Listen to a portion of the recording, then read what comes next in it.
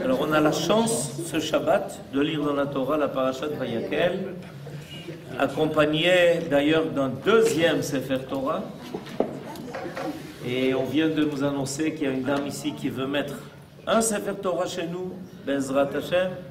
Alors on va ce Shabbat sortir deux Sifrei Torah, un pour la parasha de Vayakel et un pour la parasha de Shekalim. Et on va donc étudier le début de notre parasha, de la parasha de Vayakel. La parasha de Vayakel, en fait, est l'avant-dernière parasha du Sefer de Shemot, dans laquelle commence la réalisation de la construction du tabernacle. Il y a eu les deux parashiotes de Trouma et de Tzetzavé qui ont été les plans divins de la construction du tabernacle, les ordres qui ont été donnés pour construire le tabernacle avec tous ses ustensiles. La semaine passée, on est passé par la paracha de Kitissa qui nous a fait traverser le drame du Vaudor. Et ce Shabbat, nous allons réaliser le tabernacle avec tous les ustensiles qu'il contient en lui. Alors c'est comme ça que la paracha commence, mais elle commence avec une surprise. Vayakel Moshe et kol adat ben Israël vayomer alehem. Ele adevarim asher tziva Adonai la'asot otam. Traduction, vous l'avez. Moshe convoqua toute la communauté des enfants d'Israël et leur dit: voici les choses que l'Éternel a ordonné d'observer. Est-ce que vous avez marqué observer? Oui. Et pourquoi c'est observer? Il y a marqué la'asot otam. Hein? De les faire, de les réaliser. Mais je vais vous dire, alors essayez de comprendre maintenant pourquoi le traducteur s'est donné la liberté d'au lieu de traduire la asot otam, il a décidé qu'il fallait traduire ça par observer. Parce que le Shabbat de Shabbat, la asot otam, c'est la asot otam echad parmi. Observer, c'est peut-être observer plus souvent. Mais observer quoi? Quand on dit observer, ça veut dire qu'on doit respecter quelque chose. Alors, qu'est-ce que nous dit notre ami Yosef Lévi? Ça vient à cause de la suite. La suite, c'est Sheshet Yamim. C'est comme ça ce qui est marqué. Sheshet Yamim te'ase melacha hu bayom hasheviri elachem kodesh Shabbat Shabbaton l'Adonai kol ha'oseh bo melacha yumat lo teva'aru esh bechol moshvotechem beyom Shabbat. Alors, celui qui a traduit a décidé que le premier verset venait introduire la mitzvah du Shabbat. C'est vrai ou c'est faux? C'est vrai. C'est en partie vrai. Parce qu'en réalité, la parasha de Vayakel est venue parler de la réalisation du tabernacle. Et on comprend pourquoi il y a marqué la hasot otam. Voilà les choses que Dieu a ordonné de réaliser, de faire, d'accomplir. Et a priori, il s'agit évidemment de la réalisation du tabernacle. C'est ce qui va suivre d'ailleurs dans les versets qui vont venir tout de suite après. Mais le traducteur a été surpris par le fait que, surpris entre guillemets, par le fait que tout de suite après que l'on commence a priori l'annonce de la réalisation du tabernacle, sur quoi on tombe? Boum! Sur le Shabbat. C'est un peu bizarre ça. Le verset dit voilà ce que Dieu a ordonné de faire. Alors je m'y attends. À quoi? À ce qu'on commence à construire le tabernacle. Je m'attends à entendre le bruit des marteaux, des scies, etc. D'accord? Et voilà que tout d'un coup, qu'est-ce qu'on me dit? Non, voilà, il faut d'abord parler de ce qu'on ne doit pas faire. La asot otam, et qu'est-ce qu'on nous dit? Lo la asot. À quel moment? Et voilà à quel moment? Zémanien. En plus de ça, il y a une grande difficulté. C'est que, évidemment, ce n'est pas la première fois qu'on entend parler du Shabbat. Combien de fois on a déjà entendu parler de la nécessité de l'observation du Shabbat? Qu'est-ce qu'il y a de plus? Mais là, il y a un cas concret. Shabbat, jusqu'à présent, c'était théorique, par exemple, dans les Aseret HaDivrot. Et là, on dit, voilà, il y a une mitzvah, un interdit, faire le Shabbat. Alors c'est concret parce qu'on va se mettre à la construction du tabernacle. Non, c'est c'est ça? concret parce qu'il y a une mitzvah spécifique qui est de ne pas allumer du feu. Oui, mais ça ne nous résout pas l'expression la asot otam. Comment ça nous résout? Vous le ferez de cette façon en observant le Shabbat. Ah, alors ce que nous dit maintenant Yosef, ça voudrait dire la chose suivante. Voilà ce que vous devrez faire, c'est-à-dire construire le tabernacle. Et construire le tabernacle, ça passe par le respect du Shabbat. On a déjà entendu l'ordre de ne pas transgresser le Shabbat. On aurait pu penser que l'ordre de la construction du tabernacle repoussait le Shabbat.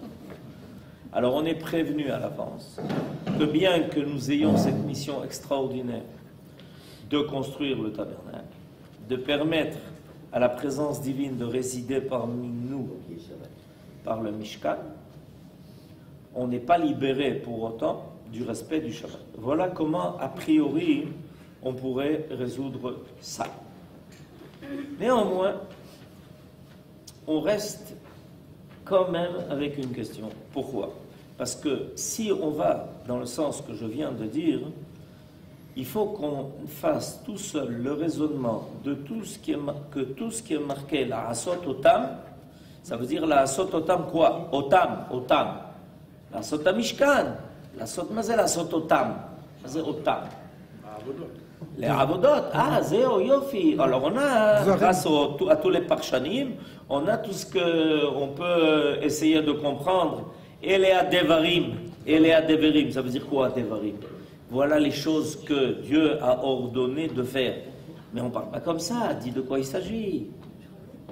Dis de quoi il s'agit. De quoi tu parles? Elea devarim. Lesquels? Asher tziva Hashem la'asot otam. C'est quoi otam? Alors on nous laisse comme ça, dans une attente, et on est en plein attente de savoir de quoi s'agit-il, que doit-on réaliser, et au milieu on nous dit voilà Shabbat. C'est intéressant. Alors il faut essayer de comprendre ça, parce qu'il est clair que la Torah a voulu précisément nous mettre dans cette équation. Elle a voulu nous mettre dans l'équation où on reçoit l'ordre de réaliser quelque chose, et la réalisation de ces choses-là, elle introduit l'idée du Shabbat. C'est manière. Elle introduit l'idée du Shabbat. C'est-à-dire que, en général, la façon de lire est de dire comme ça. On a reçu un ordre de réaliser quelque chose. Arrêtez-vous. On va maintenant vous dire ce que vous ne devez pas faire. C'est un peu bizarre. On commence à dire aux gens ce qu'ils doivent faire et on les arrête en leur disant d'abord on va vous dire ce qu'il ne faut pas faire. C'est un peu bizarre. D'abord dis ce que tu veux faire, ce que l'on doit faire. Et ensuite, tu me diras, mais n'oubliez pas de respecter le Shabbat. Et ça a été déjà fait dans les parachutes précédents. Il n'y a pas de chidouche en cela. Par contre, si on a une autre perspective, on peut dire que la asot otam, c'est aussi la asot et Shabbat. C'est-à-dire que l'idée du Mishkan introduit l'idée du Shabbat. Elle n'est pas contraire à l'idée du Shabbat. Au contraire, l'idée de la réalisation du Mishkan éveille l'idée du Shabbat. Comment? Pourquoi? Hein? Merkaziuto. Shel Shabbat. Alors Daniel dit, c'est de la même façon qu'au niveau géographique, le Mishkan va occuper une place centrale dans le camp d'Israël, au niveau du temps, le Shabbat doit occuper une place centrale dans l'histoire d'Israël. Le côté est au niveau de l'espace de la Kedusha qui est le Mishkan, et il y a aussi le temps de la Kedusha qui est le Shabbat. Et les choses se complètent. Ok, alors on va voir ça ensemble. Alors nous dit le Rav Munk la chose suivante. Voici les choses. L'érection du tabernacle apparaît à même point de vue comme l'action réparatrice de la faute commise par l'adoration du Vodom. Aussitôt le pardon accordé, le peuple tend à se racheter par la générosité de ses dons pour la construction du tabernacle. Et en employant dans les chapitres suivants relatifs à cette construction certains termes analogues à ceux qui figuraient lors du récit du Vaudor, la Torah veut faire ressortir que ceci constitue la contrepartie de cela. Tel est le cas des mots Ele Adevarim, qui donne la réplique à l'expression Ele Elokecha Israël, Elohecha Israël, par laquelle le peuple avait salué l'érection du Vaudor. C'est-à-dire qu'en fait, on est ici dans une situation intéressante, on est dans la situation de la tchouva. C'est-à-dire que la paracha de Kitissa, qui est la paracha de la semaine passée, est la paracha qui nous a fait rencontrer un échec. L'échec du Vaudor, l'échec de l'idolâtrie, l'échec d'être soumis aux forces de la nature. Et le peuple a compris qu'il y a eu un échec. Alors maintenant, on lui propose un moyen de récupérer ça. Et le moyen de récupérer ça sera le Mishkan. Alors, selon cette explication-là, il y a deux explications qui sont données. Quand est-ce qu'on a reçu l'ordre de faire le Mishkan? Une première explication dit qu'on l'a reçu déjà au Sinaï, tout de suite avec le don de la Torah, mais avec le Vaudor, qui a eu le 17 Tammuz, on n'a pas encore réalisé, et la réalisation a été suspendue jusqu'à ce qu'on soit pardonné de cette faute-là.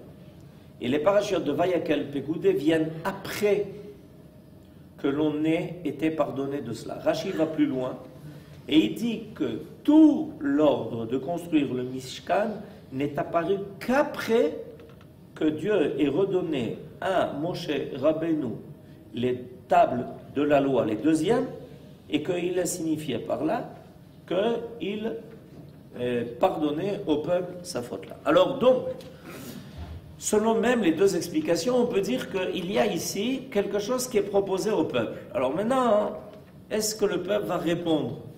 Quand on va lui proposer de faire tchouva, est-ce qu'il va répondre par l'intermédiaire du Mishkan? Est-ce qu'il va répondre à cela? Alors, soulignons en outre que la contribution massive du peuple à la construction du tabernacle illustra d'une manière éclatante son profond attachement au service de Dieu par rapport à sa participation relativement peu importante à la faute du Vaudor. Le nombre des coupables de cette faute-là du Vaudor avait été de 3000, selon l'indication de la Torah. Mais le nombre de ceux qui contribuèrent à la construction du tabernacle peut être évalué à 3 millions. Le nombre de 600 550 demi-cycles correspond au nombre des hommes depuis l'âge de 20 ans et au-delà. Il convient d'y ajouter les femmes, les jeunes qui offrirent également leurs dons, comme précise Nachmanide, et il en résulte que la proportion des coupables de la faute correspondait à 1 sur 1000. C'est quoi pas mal? C'est pas mal ou c'est mal? Non, mais vous comprenez que quand on a une situation où... non, c'est important de comprendre ça, vous savez pourquoi? Parce que ce n'est pas forcément les gens qui font le plus de bruit qui sont les plus nombreux. C'est-à-dire que quand on... Non. Quand on a devant nous l'image du Vaudor, on est persuadé, on est certain qu'il y a là-bas tout le monde, que tout le monde a tout quitté, tout le monde ne veut plus entendre parler ni de Akadosh Baruch Hu, ni de la Torah, ni des 10 paroles, rien n'existe plus. Or, dans les faits, quand on précise ce qui s'est passé, on s'aperçoit que ce n'est pas du tout le cas. Qu'il y a une situation qui était totalement différente et c'est important de le savoir. Pourquoi c'est important de le savoir? Parce qu'on peut récupérer la minorité. Quand il y a une majorité qui reste en bonne santé, c'est comme dans un corps. Quand il y a une septicémie, que Dieu nous préserve, ça devient très problématique. Mais quand il y a une partie du corps et qu'elle est minoritaire qui est atteinte, on peut toujours, grâce à tout le reste, et essayer de remettre en place ce qui est un peu déraillé. Alors ça c'est important de le savoir. D'abord, au niveau de cette faute-là, le peuple était impliqué en minorité. Et c'est important de le savoir. S'il y avait 3000 sur 3 millions d'évalués. Deuxièmement, et ça c'est la paracha de Shkalim, quand Moshe Rabbeinu est venu dire, vous savez, on a besoin de votre argent. Pourquoi? Pour construire le Mishkan, pour construire tous les ustensiles, pour acheter les sacrifices nécessaires. Mais il n'a aucune difficulté à ramasser tout ce dont on a besoin, et même plus que cela. Parce qu'on pense qu'il n'y a un enthousiasme que pour le Vaudor, mais quand on va demander aux gens de participer au Kodesh, quand on va demander aux gens de participer à une œuvre qui est positive, on dira, écoutez, le Vaudor, d'accord, mais ça, non. D'accord? Eh bien, c'est faux. On s'aperçoit ici que c'est faux. Qu'en réalité, dans le profond du peuple, dans son âme, il n'y avait pas un attachement vrai à cette histoire qui s'appelle le Vaudor. Il y a quelques-uns qui se sont emballés et qui ont entraîné encore d'autres avec eux. Quand on a fait le compte à la fin, on en a trouvé 3000. 3000, ce n'est pas un quartier de Jérusalem. Il ne faut quand même pas se paniquer. 3000, c'est pas un quartier c'est pas un quartier, c'est quelques rues. Okay. Oui, mais malgré tout, Akadosh Baruch Hu avait dit qu'il voulait détruire tout le peuple pour 1/1000 de la population. Alors, pourquoi Akadosh Baruch Hu a émis devant Moshe Rabbeinu cette sentence? J'ai pas entendu. C'est comme quand le Beth Amikdash est tombé, les sages ont été aussi persécutés parce qu'ils n'avaient pas protesté contre la faute. Oh, alors Yael dit la chose suivante. Est-ce que vous êtes d'accord? Est-ce que vous êtes d'accord avec ce qui est en train de se faire? Si on ne proteste pas, si on se tait, si on accepte, on devient associé, on est complice. Bédiouk, qui ne dit rien, consent. Alors Akadosh Baruch Hu, c'est exactement ce qu'il veut vérifier.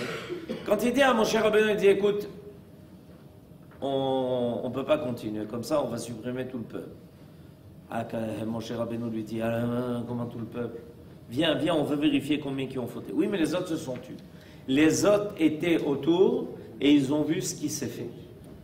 Alors Moshe Rabbeinu, il a dit à Akadosh Baruch Hu, ben, tu vas m'aider à prouver que l'essentiel du peuple n'est pas complice. Comment on va le faire? Ben, on va leur demander de réaliser une œuvre qui va être exactement le contraire.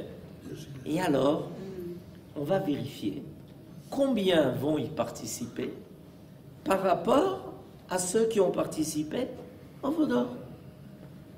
Et alors, on va leur demander beaucoup, pas peu, beaucoup, pour être sûr de pouvoir vérifier vers quoi l'élan du peuple est véritable.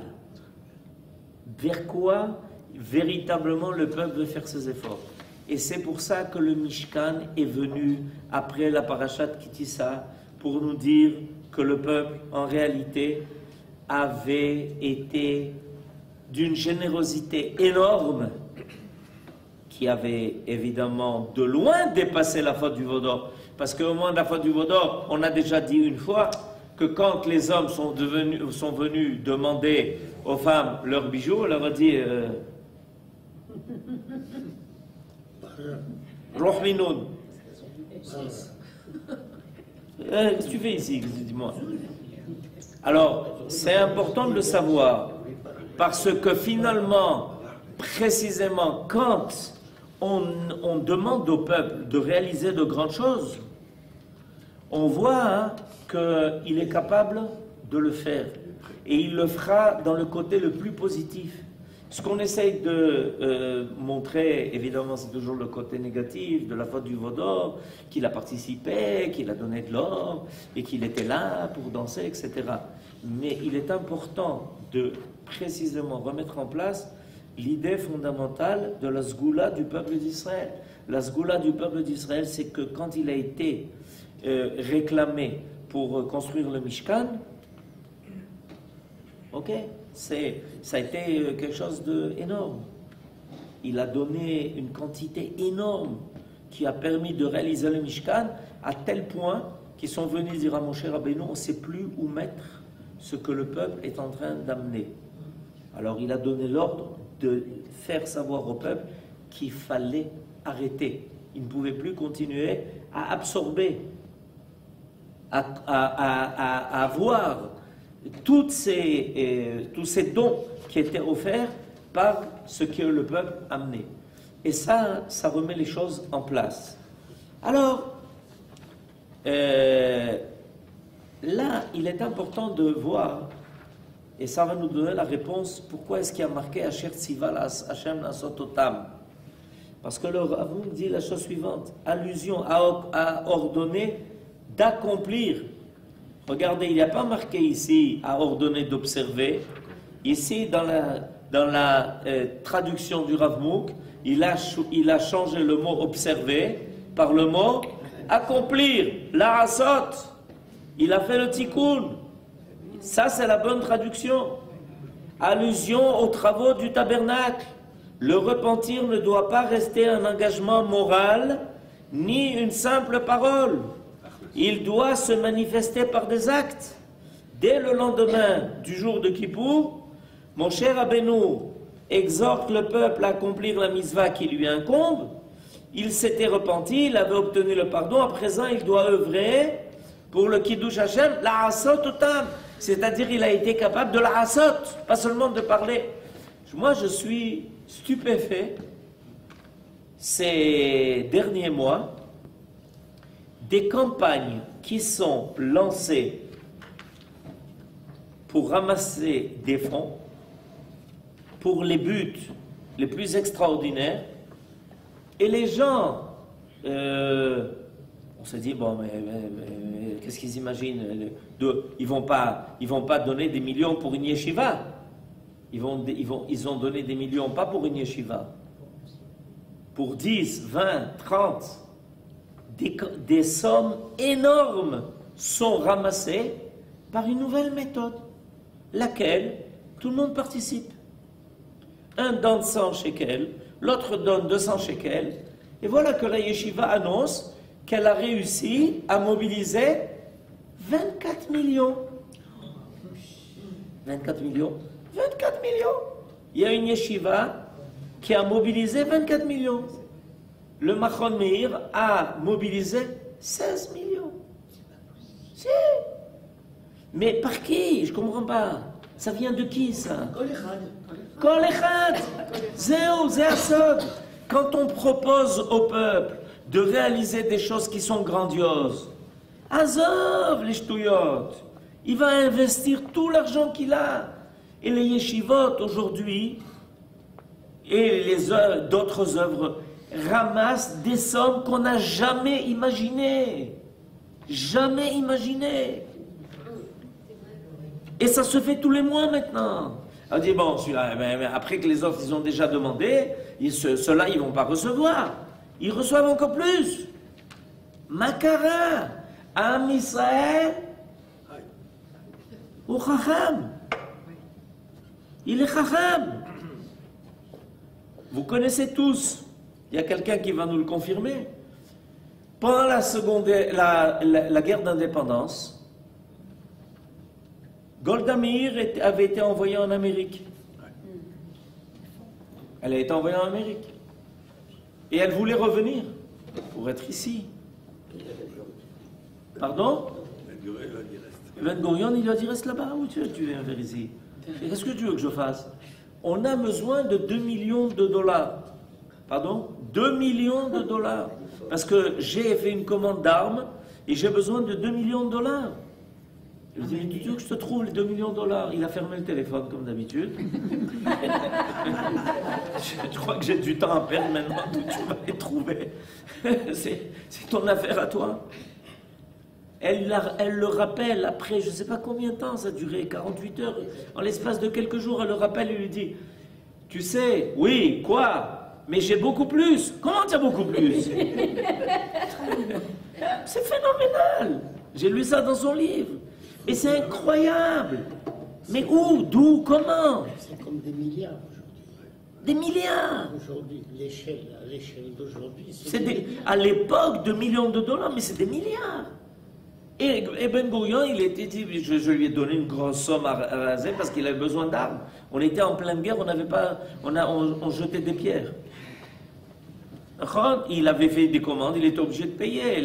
Les armes arrivaient comme des tracteurs démontés ici. Il fallait les payer. Alors il a dit, reste là-bas, j'ai pas besoin de toi ici. Mais ramasse-moi de l'argent. Mais comment tu veux que je te ramasse, moi, 2 millions de dollars? J'ai dit, elle commence. Alors elle est rentrée dans une Beth Knesset, shalom, shalom. Qui, hein? Annie Goldamir. Qu'est-ce qu'il y a? Je suis venu ramasser de l'argent pour la construction de l'État d'Israël et pour le défendre. Comment a droit de ça? C'est incroyable, mais c'est incroyable. Le Ham Israël, c'est ça. C'est des bêtises, c'est des ch'touillottes. Un jour, quand les gens diront ouais, on leur dit mais c'est rien. Vous voulez qu'on fasse le compte de ce que le Ham Israël il a donné pour construire l'État d'Israël, pour construire des yeshivot, pour faire du chesed de la tzedaka, mais Akadosh Baruch Hu, il a le compte de ça. Vous croyez que Akadosh Baruch Hu, il n'a pas la comptabilité de ça?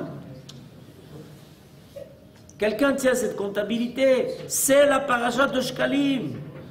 Et dans la Megillah, il est marqué que quand Haman, c'est Amalek, c'est celui qui prend sur lui l'œuvre de détruire le peuple d'Israël. Il y en a à peu près à chaque génération, il y en a qui se disputent pour l'être. Il y a de la place pour tout le monde. Il arrive chez Achashverosh et il lui dit, est-ce que tu me donnes l'autorisation de détruire le peuple d'Israël? Il lui dit, écoute, j'ai aucune raison pour ça. Il dit, si, voilà, je te donne l'argent. Voilà, prends 10 000 shekalim et on en finit. Achashverosh lui dit, tu as des moyens convaincants. Si tu me donnes 10 000 shekalim, ok. Mais en réalité, c'est pas une idée qui est mauvaise. Prends ton argent, allez, on y va. Nos sages nous disent que Haman ne savait pas que les shekalim que le Ham Israël donnait chaque année avaient depuis longtemps annulé l'intention qu'il avait avec ces shekalim à lui. Mais quel rapport? Mais le rapport, il est là. C'est que Akadosh Baruch Hu, il voit quelqu'un qui fait des efforts pour détruire le Ham Israël. Ah, Yofi, kol hakavod, tous ces efforts pour le mal. Mais moi, j'ai sur terre un peuple qui fait des efforts multipliés par 100, par 1000, par 1 million, par 1 milliard, par 10 milliards, par 100 milliards pour faire le bien. C'est ch'touillotte. Ça vaut rien du tout. Et ça, c'est Bédiouk, la construction du Mishkan. C'est le sod de la construction du Mishkan. Que la construction du Mishkan est venue et a annulé, complètement effacé cette idée qu'il s'était mobilisé pour donner de l'or pour faire le vaudor. Il est où le vaudor maintenant? Il a été réduit en poussière. Vous savez que le vaudor, il a été réduit en poussière? Poussière, zéro, N, c'est la poussière. Mais le Mishkan, avec la Kedusha du Mishkan, ça a été le départ de ce qui sera le Beth Amikdash et qui réapparaîtra à la fin des temps.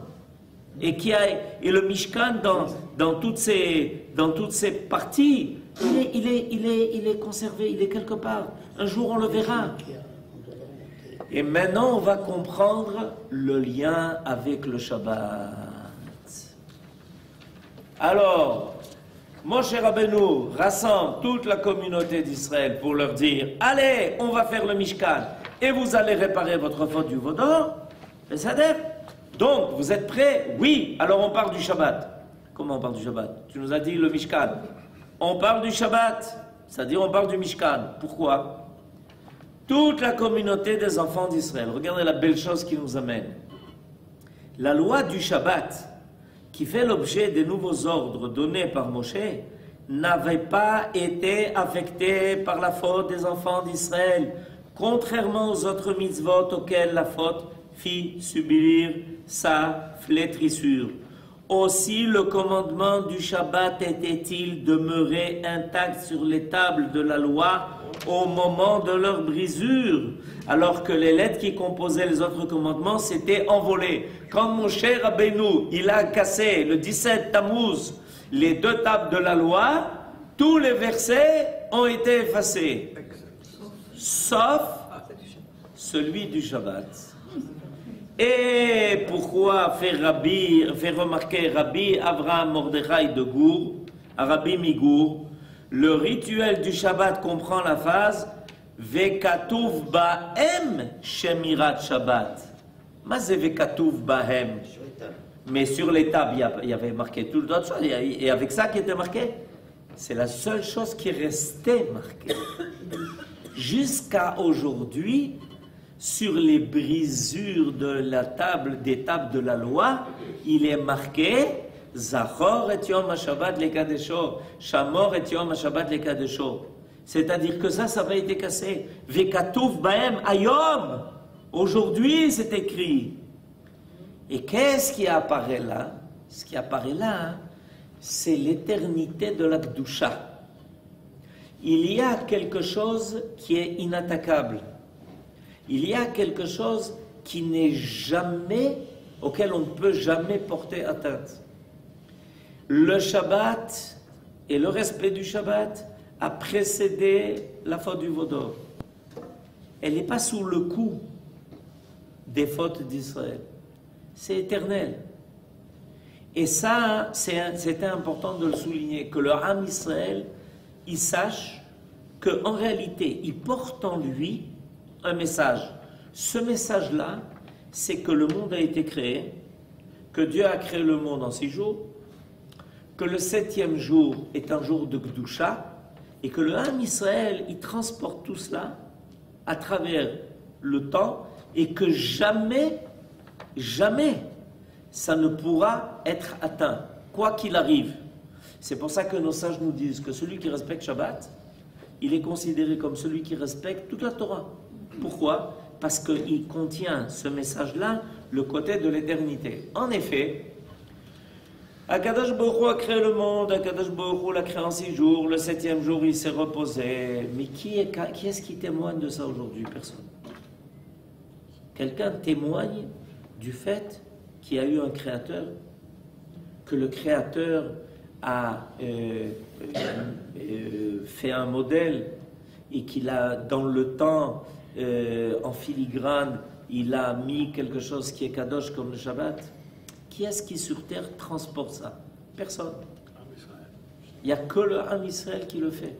Et c'est pour ça que Rashi nous dit Vayevarech Vayekadesh, ce que l'on dit à la paracha de Vayeroulou, et il dit ça, c'est ce que l'on verra au moment de la manne.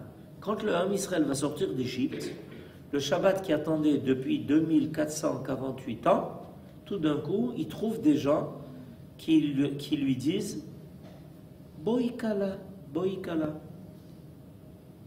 Venez, on t'attend, Shabbat, on t'attend. C'est depuis combien de temps on t'attend? Depuis 2448 ans. Le Shabbat, il attendait dans les cieux, après que le monde ait été créé comme ça, pour descendre sur terre et pour apparaître, il attendait qu'il y ait un peuple qui accepte de le réaliser. Et c'est pour ça que la Asot Otam a une double signification. La signification simple, c'est la Asot Otam, c'est Alea Devarim, c'est-à-dire le Mishkan, le tabernacle. Mais la Asot Otam veut dire le Shabbat. Les Shameru, Bnei Israël et Shabbat, la Asot et Shabbat, les Dorotam. La Asot et Shabbat. Nous, on fait le Shabbat. C'est Akadosh Baruch Hu qui a décidé du Shabbat. Akadosh Baruch Hu a décidé du Shabbat, mais personne ne l'a fait. Personne ne l'a réalisé. Comme Akadosh Baruch Hu voulait apparaître sur terre, mais personne ne lui a donné de maison. Personne ne lui a donné un lieu où il pouvait habiter. Donc, par l'intermédiaire du Mishkan, le Ham Israël met à la disposition de la divinité l'endroit de sa révélation. Par l'intermédiaire du Shabbat, le Ham Israël met à la disposition du projet divin la possibilité de se réaliser dans le temps.